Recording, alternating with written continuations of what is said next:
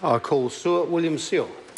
Thank you, Mr. Speaker. I'm happy to take a short call on this and join with my parliamentary colleagues on this side of the House, particularly from the Christchurch region, who will be contributing to this particular debate. I just begin by cautioning members of the House to just control the emotion that they may feel towards the Christchurch City Council in passing this piece of legislation. The first point I'd make is this relates to technical issues that took place from 2003 to 2013.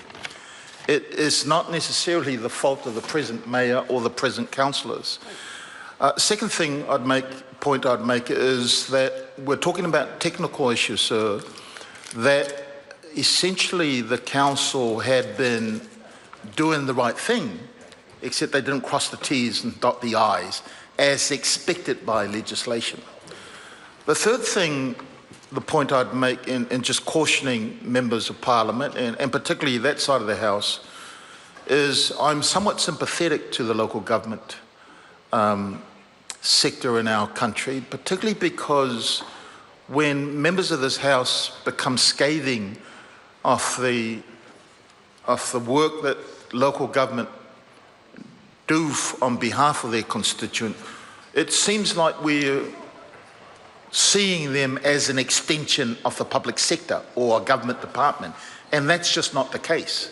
I think what we've got to recognise and give due respect is local government representatives are elected by the people, by their communities, to serve and provide the necessary services that the local communities might ask of their local council.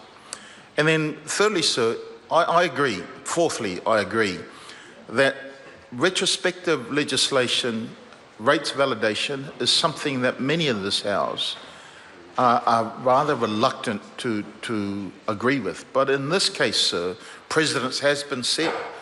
But I'd also say that when the bill was opened up for public submission, the only organisation that made submission to this was this Christchurch City Council themselves. The committee, in looking at this piece of legislation, made no recommendation whatsoever to change or amend the piece of legislation.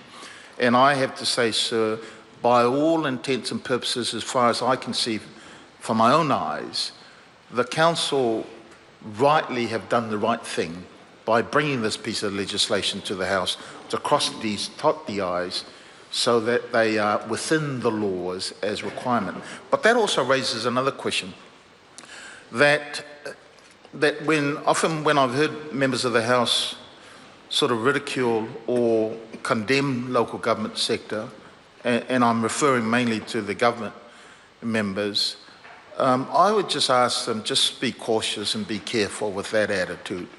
And remember that these are people elected by the local community to represent them. It is part of our democracy. These are local government, not a government department. And so I'm happy to add my voice along with my colleagues in supporting this bill in the House tonight. Thank you.